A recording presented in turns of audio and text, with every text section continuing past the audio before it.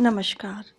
प्रभु राम के व्यक्तित्व और जीवन को समझने के इस प्रयास में आपका स्वागत है। यह वार्तालाप श्रृंखला राम को जानने, समझने और मन में बसाने के लिए है। इसमें मैं योगिता पंत अपने मार्गदर्शक एवं गुरु अनिल चावला जी के सम्मुख कुछ जिज्ञासाएं प्रकट करती हूँ और वे समाधान करते हैं। आइए इस वार्तालाप का आनंद लें। अनिल जी, बहुत बहुत स्वागत है आपका। नमस्कार। अनिल जी, पिछले प्रकरण में हमने देखा कि महाराज गुह और सुमंत्र ने राम लक्ष्मण सीता को नाव से गंगा पार करने के लिए भेज दिया। उसके बाद क्या हुआ? बहुत अच्छा पूछा है तुमने। बस गुह महाराज नहीं थे, वो राजा थे। राजा महाराज दशरथ थे जी। और ये राजा उनके अधीन थे, लेकिन राजा थे। सुमंत्र वापस नहीं गया अयोध्या तुरंत। सुमंत्र जी। रुका। उसके मन में यह विचार था कि हो सकता है कि वन में जाने के बाद, कठिनाई देखने के बाद, सब परेशानियां देखने के बाद कहीं राम वापस आ जाए। जी। अगर राम वापस आ जाए तो कैसे जाएंगे अयोध्या वापस? जी। तो रथ लेके बड़ी वफादारी से, बड़े ध्यान करते हुए खड़ा रहा। गुह, निषाद राज गुह ने जी। अब वो किया जो कि शायद महाराज दशरथ को करना चाहिए था। वो एक कदम आगे बढ़ गया उनसे। उसने राम को रोका नहीं, जी।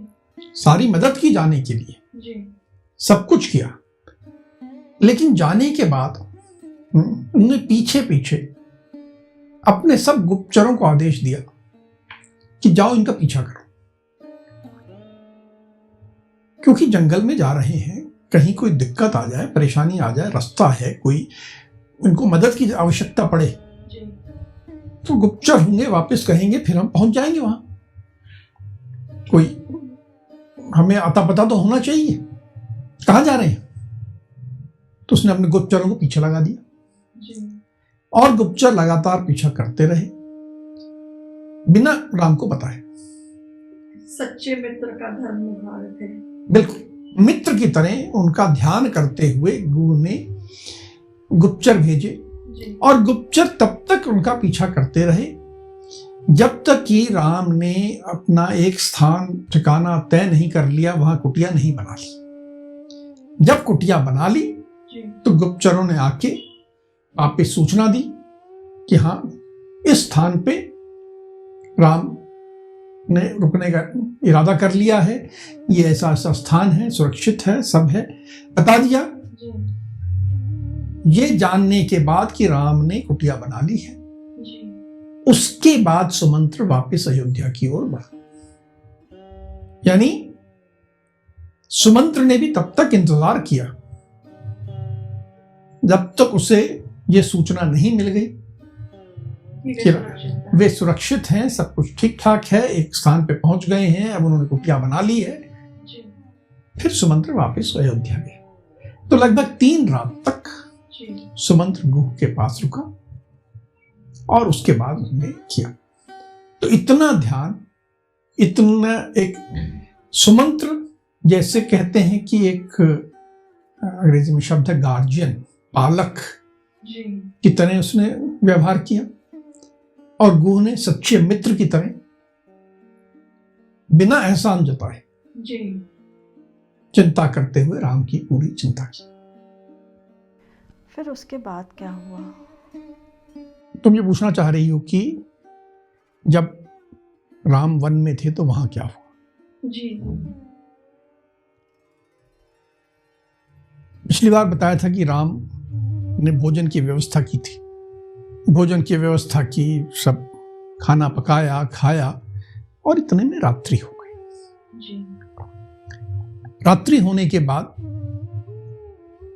अब वे बैठे। अब पहली बार उन्हें एहसास हुआ कि वे जंगल में अकेले हैं।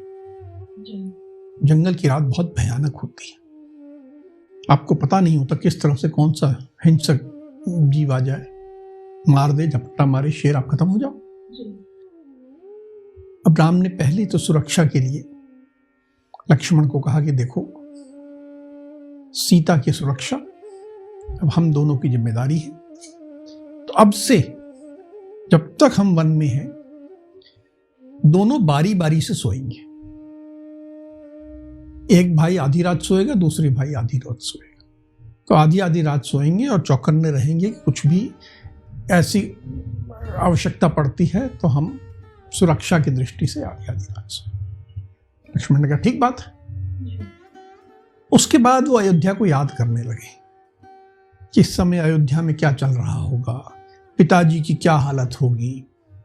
उन्होंने कहा देखो, पिताजी भी वैसे बहुत धर्म को करते हैं, लेकिन ये एक जिस स्त्री के मोह में वो फंसे, काम को उन्होंने धर्म और अर्थ के ऊपर स्थान दिया, और आज जो उनकी स्थिति हो रही है ये बड़ी वास्तव में दयनीय है। पता नहीं हमारे जाने के बाद वो जो कुटिल कैकेयी है माता हैं वो क्या करेंगी। मुझे लगता है कि बड़ी संभावना है कि वो तो भरत का राज्य निष्कंटक करने के लिए महाराज को भी जहर देके मार देगी, और जब वो महाराज को मार सकती है तो फिर माता कौशल्या और सुमित्रा का तो क्या, उनको भी हो सकता है मार दे।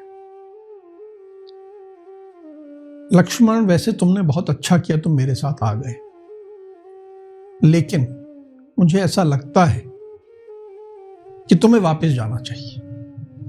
तुम यहीं से लौट जाओ, हम ज्यादा दूर नहीं आए हैं, और तुम वापस चले जाओ और अयोध्या में जाके उनकी चिंता करो, माता कौशल्या और उसकी।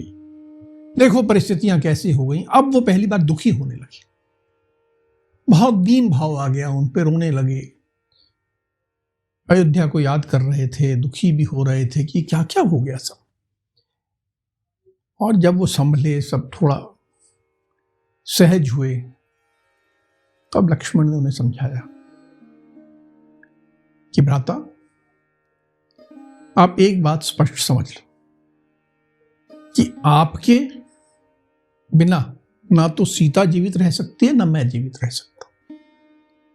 और आज की स्थिति में मुझे ना पिताजी की चिंता है, ना माता सुमित्रा की, ना मैं उनको देखना चाहता हूं, किसी को नहीं देखना चाहता। मैं तो बस आपके साथ रहना चाहता हूं। आप इसलिए मन से निकाल दो कि मैं वापस जाऊंगा। मैं तो आप ही के साथ रहूंगा, और इस विषय में पुनर्विचार की बात ना करें। तब जब लक्ष्मण ने इतने जोर देके कहा तो उन्होंने कहा ठीक है। फिर उन्होंने रात्रि को गुजारी। अगले दिन प्रातः उठे। अब वो तो एक पेड़ के नीचे ऐसे ही सोए थे जी। अब उन्होंने चलना प्रारंभ किया। चलते चलते वे चलते चले गए और एक ऐसे बिंदु पे पहुंचे जहां पर कि यमुना नदी गंगा नदी से आके मिल रही थी, यानी प्रयागराज में पहुंच गए। वहां पहुंचने के बाद राम ने कहा कि हम पहुंच गए हैं। वो एक ऋषि भारद्वाज थे, उनके आश्रम में पहुंचे। ऋषि को प्रणाम किया, ऋषि को कहा कि हम हैं। ऋषि ने कहा मैं आपको जानता हूं, आप राम लक्ष्मण सीता, आपकी सारी कथा मुझे मालूम है। मुझे मालूम है कि आपके साथ गलत हुआ है, आप वन में आए हो, अब आप यहाँ आए हो, आप मेरे अतिथि बनिए, यहीं रहिए। राम ने कहा मैं आपके स्वागत के लिए धन्यवाद, मैं आज रात तो यहीं रुकूंगा, शाम हो चुकी थी, आगे नहीं बढ़ूंगा, लेकिन आगे के लिए आप मुझे मार्गदर्शन करें कि मैं कहाँ जाऊं। तो ऋषि भारद्वाज ने कहा कहीं जाने की आवश्यकता क्या है, मेरा आश्रम वन में है, आप यहीं इसी आश्रम में अगले 14 वर्ष रहिए, आपको कहीं जाने की आवश्यकता नहीं है। तो राम ने कहा नहीं, यह स्थान अयोध्या से बहुत निकट पड़ता है, यह धीरे धीरे मालूम पड़ जाएगा कि मैं यहां रुका हूं।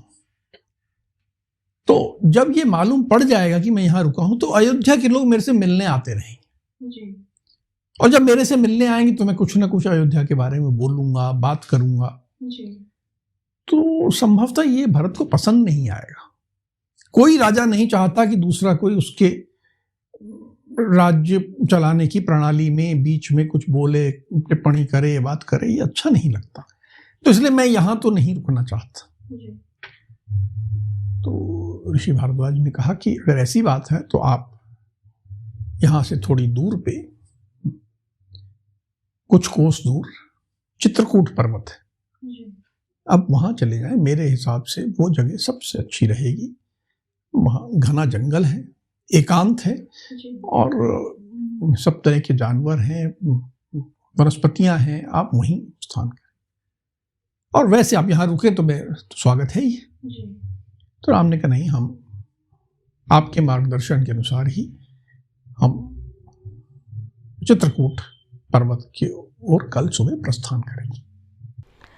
अनिल जी, अब आप चित्रकूट यात्रा के बारे में कुछ बताइए।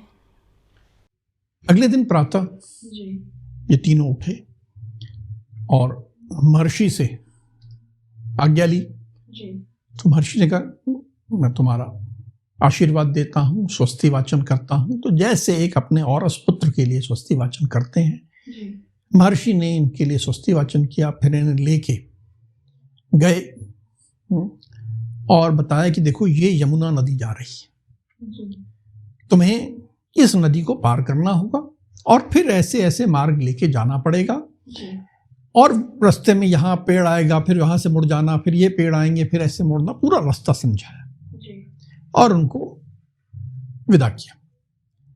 महर्षि के जाने के बाद अब इनके पास समस्या थी यमुना नदी पार करने की। तो इन्होंने लकड़ियां इकट्ठी की, उनको आपस में बांधा और एक नाव जैसा लकड़ी के लट्ठों को जोड़ के बनाया। उस पे ये तीनों एक एक करके चढ़े। अपना सामान था इनके पास, केवल खाली हाथ तो नहीं जा सकते ना। सीता के वस्त्र थे, आभूषण थे, कुछ कुदाली, फावड़ा, धनुष, तीर, सब सामान उन्होंने उस पर रखा और नदी पार की। नदी पार करने के बाद थोड़ी दूर ये नदी के साथ साथ चले। फिर एक रात इन्होंने यमुना नदी के पार पे ही गुजारी और अगले दिन पुनः यात्रा प्रारंभ की। और वनी क्षेत्र से होते हुए रास्ते में अनेक हिंसक पशुओं से इनका सामना हुआ, सबको मारते हुए ये धीरे धीरे करके चित्रकूट पर्वत पे पहुंचे। चित्रकूट पर्वत पे पहुंचने के बाद फिर क्या हुआ? चित्रकूट पर्वत पे पहुंच के सबसे पहले ये महर्षि वाल्मीकि से मिले। महर्षि वाल्मीकि के आश्रम में गए, उनका आशीर्वाद लिया, उनसे अनुमति ली कि हम आपके बगल में रह रहे हैं। ऋषि बहुत प्रसन्न हुए कि आप आइए।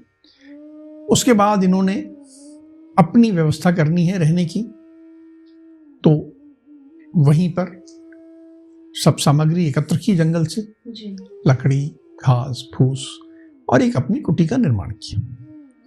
कुटी का निर्माण करने के बाद जो उसके लिए एक अनुष्ठान होते हैं जिसके द्वारा उनको प्रवेश करने के पहले, जैसे गृह प्रवेश का अनुष्ठान कह सकते हैं। मान्यता ये है कि समस्त देवों को कुछ अर्पण करके फिर हम घर में प्रवेश करें, देवताओं से आशीर्वाद लें। तो इन्होंने भी वही किया। एक मृग लाए, मृग की बलि देकर और अपनी कुटी में प्रवेश करके ये वहां पर इनका जीवन प्रारंभ हुआ। अनिल जी, वापस हम अयोध्या चलते हैं। वहां पे भरत निकले थे राम जी का राज्याभिषेक करने के लिए, तो वो कहाँ पहुंचे? तुम्हें ध्यान होगा कि भरत अकेले नहीं निकले थे, वो पूरी सेना लेके निकले थे जी। अयोध्या के बहुत नगरवासी चले थे साथ में जी। हर समुदाय का व्यक्ति था उसमें। बर्तन बनाने वाला भी था, कुम्हार भी था, बढ़ई भी था, ब्राह्मण भी थे, उनकी माताएं भी थी। एक बहुत बड़ा जुलूस निकला था जी। उन्हें ये मालूम था, सुमंत्र उनके साथ थे जी। उन्हें मालूम था कि गंगा तट के आगे गंगा पार करके फिर गए हैं। जी। तो वो सब पूरा जुलूस चलते हुए पहले तमसा नदी पार की और फिर गंगा में जिस स्थान पे राम ने नदी पार की थी वहां तक पहुंच गए। वहां पहुंचते तक संध्या काल हो चुका था। तो भरत ने आदेश दिया कि हम आज रात को यहीं गंगा किनारे रुकें, फिर सुबह देखेंगे हम गंगा नदी कैसे पार करते हैं, क्या करते हैं। ये जो गंगा का जो इलाका था, ये तो राजा गुह का इलाका था। बिल्कुल ठीक, उनका राज्य था। बिल्कुल ठीक बात। उस क्षेत्र के राजा गुह थे जी। उन्हें सूचना मिली कि एक बहुत बड़ी सेना, बहुत बड़ा काफिला आ रहा है जिसका न आर है न पार है। जी। तो गुह उठे, कहा ये तो झंडे वगैरह देख के अयोध्या की सेना लग रही है, निश्चय ही इस समय राम तो वहां है नहीं, ये भरत सेना लेके जा रहा होगा। उसे सब कुछ मालूम था। उसने कहा ये भरत जो है बहुत दुर्बुद्धि प्रतीत होता है मुझे, ये इसको राज्य मिल गया फिर भी इसको संतुष्टि नहीं है। कैकेयी का पुत्र है ये, उसी मानसिकता का होगा। ये जा रहा होगा कि मैं राम को मार दूं, वन में अकेले हैं, मैं उनको मार दूं और ताकि मेरे को कोई खतरा ही ना रहे आगे। ये पूरी सेना लेके राम को मारने जा रहा है। उसे चिंता हुई कि मेरे मित्र को मारने जा रहा है। उसने तुरंत अपनी सब मंत्रियों को बुलाया, सेना को आदेश दिया, बोले मुझे भरत के इरादे ठीक नहीं लग रहे, और यदि उसके इरादे खराब हैं तो यहां से कोई जीवित नहीं जाएगा। आज रात्रि को ही हम इन सब का काम तमाम कर देंगे। उसके पास बहुत मल्लाह थे। उसने मल्लाहों को आदेश दिया कि 500 नावें गंगा के किनारे लगा दो, हर एक पे 100-100 मल्लाह छुप के बैठ जाएं, सब खाने पीने की सामग्री लेके बैठ जाएं पूरी तैयारी से कि हमें इनका युद्ध करना है। दूसरी तरफ वन में भी चारों तरफ से घेरने का उसने इंतजाम किया, और घेरने का इंतजाम करने के बाद फिर उसने कहा अब मैं जाता हूं और मैं देखता हूं भरत की मानसिकता कैसी है। अब मैं भरत के पास जाऊंगा तो पूरी मित्रता से, लेकिन मैं देखूंगा उसकी मानसिकता कैसी। तो अपने साथ उसने फल फूल मांस मछली सब तरह का सामान लेके वो भरत का जहां ठहरे थे उस तरफ गया और सूचना भिजवाई कि मैं मिलना चाहता हूं। तो फिर भरत और राजा गुह इनके बीच क्या वार्तालाप हुई? जब ये गुह वहां गया तो सुमंत्र साथ थे, वो तो जानते थे। तो उन्होंने भरत को बताया कि ये गुह आया है, ये राम का मित्र है, यहाँ का राजा है, निषाद राज है और बहुत अच्छा व्यक्ति है, आपको इससे मिलना चाहिए। तो भरत ने तुरंत आदेश दिया, व्यवस्था की कि पूरे सम्मान के साथ उन्हें लाया जाए। गुह आया। गुह ने कहा कि आप हमारे क्षेत्र में आए, हम आपका बहुत स्वागत करना चाहते हैं, हम बहुत प्रसन्न हैं, लेकिन आप अगर ने हमें पहले सूचना दे दी होती तो हम ढंग से कुछ व्यवस्था करके रखते। हमारे पास कोई सूचना नहीं थी, इसलिए जो मेरे घर में था मैं वो लेके आपके स्वागत के लिए आया, और मुझे मौका दें ताकि मैं आपकी पूरी सेना की आवभगत कर सकूं, सबके भोजन का प्रबंध कर सकूं, सब कर सकूं। भरत ने कहा कि तुम्हारी ये भावना, ये श्रद्धा, ये प्रेम देख के मैं बहुत अनुग्रहित हुआ हूं, मेरा सब स्वागत हो गया।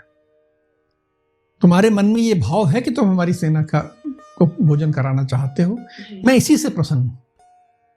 आओ बैठो, मेरे को बहुत आनंद है कि आप आए हो, पर मुझे आपकी मदद भी चाहिए। उन्होंने कहा बताइए क्या मदद चाहिए? बोले मुझे ये तो मालूम है कि राम गंगा पार करके गए, अब ये सामने जंगल है, 2 रास्ते दिख रहे हैं, इधर से जाऊं कि इधर से जाऊं, अब किधर से जाना है मुझे ये आप बताइए। गुरु ने कहा मैं आपको अवश्य बताऊंगा, और केवल बताऊंगा नहीं, मेरे मल्लाह आपके साथ चलेंगे, मैं स्वयं आपके साथ चलूंगा, आपको पूरा लेके चलूंगा वहां तक, आप ये चिंता मत करो। बस मुझे एक थोड़ी सी शंका है कि आप जा क्यों रहे हो? बड़ी चतुराई से उसने पूछा कि आप किस लिए जा रहे हैं? तो भरत को अंदाजा हो गया कि इसके मन में क्या है। उन्हें कहा कि देखो, राम मेरे बड़े भाई ही नहीं, मेरे पिता के समान है, और तुम जो शंका मन में लाके प्रश्न कर रहे हो ये मत करो। मेरा एक ही उद्देश्य है वहां जाने का कि मैं उनका राज्याभिषेक करके उन्हें ससम्मान एक राजा के रूप में वापस लाना चाहता हूं। इसीलिए सब जा रहे हैं, माताएं जा रही हैं, सब लोग जा रहे हैं, सब उनके प्रति प्रेम रखते हैं, श्रद्धा रखते हैं। तुम ये मन में विचार मत लाओ कि मैं कुछ गलत इरादे से जा रहा हूं। मेरा मन पूरी तरह उनके प्रति समर्पित है और केवल इसीलिए जा रहे हैं, और इसलिए हमारा तुमसे अनुरोध है कि तुम हमारा मार्गदर्शन करो, हमें साथ लेके वहां तक ले जाओ जहां पर राम है।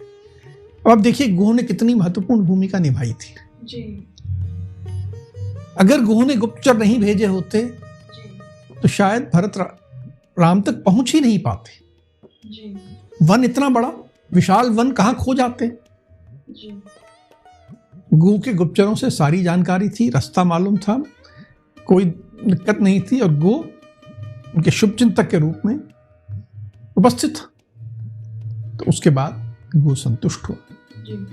ठीक है, यदि ये बात है तो मुझे कोई चिंता की बात नहीं है, और मैं प्रातः आपके साथ चलूं। अनिल जी, एक बात मेरी समझ में नहीं आई है। हमने पहले भी देखा कि गुह ने राम जी के साथ बहुत मित्रता निभाई। राम जी के साथ भले गुह हो या सुमंत्र हो, उनका जो दोनों का जो व्यक्तित्व है वो बुद्धिमान है, वो समझदार है, और हर जगह अपना दायित्व निभाते हैं। इतना महत्वपूर्ण उन्होंने काम किया, पर उनकी चर्चा कहीं नहीं सुनी अभी तक। तुम्हारा प्रश्न बहुत उत्तम है, पर मैं इसका उत्तर नहीं दूंगा, क्योंकि उत्तर देने में पिछले 1000 वर्ष की राजनीति बीच में आ जाती, और राजनीति हमारा विषय नहीं। ये जो कुछ हुआ बहुत दुर्भाग्यपूर्ण है। पूरी रामायण में प्रारंभ से लेके अंत तक ऐसे लोगों ने जिन्हें हम आज नीची जाति का कहते हैं, आज कहते हैं, मैं उस शब्द को बहुत विद इन इन्वर्टेड कॉमर्स कह रहा हूं, जिन्हें हम आज नीची जाति का कहते हैं, उन्होंने जो भूमिका निभाई वो बहुत महत्वपूर्ण है। अभी तुमने गुह और सुमंत्र का नाम लिया, आगे बढ़ेंगे तो सुग्रीव भी है, हनुमान भी है, सब लोग हैं। ये सब बहुत महत्वपूर्ण भूमिका निभाते रहे, और राम इनको बिल्कुल अपना सखा माना, भाई के समान माना इन सबको। हमने देखा कि सुमंत्र, वो तो जब शमशान घाट में भरत बैठ गए नीचे, दुखी हो गए, तो पहले संभाला महर्षि वशिष्ठ ने, और दूसरा संभालने वाला व्यक्ति था सुमंत्र, जिन्होंने हाथ पकड़ के उन्हें उठाया। महर्षि ने तो दूर से केवल उपदेश दिया, उनको उठाने वाले, असली बात समझाने वाले, सहारा देने वाले तो सुमंत्र थे ना। तो इन लोगों ने जो इतनी महत्वपूर्ण भूमिका निभाई, इतना महत्वपूर्ण दायित्व निभाया, पिछले 1000 वर्षों में जो ऐसे लोगों का महत्व हम धीरे धीरे कम करते चले गए, ये दुर्भाग्यपूर्ण है। इसके कारण क्या है, इस पर हम चर्चा ना करें तो ज़्यादा अच्छा। चलिए, आज की चर्चा को हम यहीं विराम देते हैं। अगली कड़ी में राम के जीवन से जुड़े कुछ अनछुए पहलुओं के साथ हम दोनों फिर उपस्थित होंगे। राम राम। राम राम।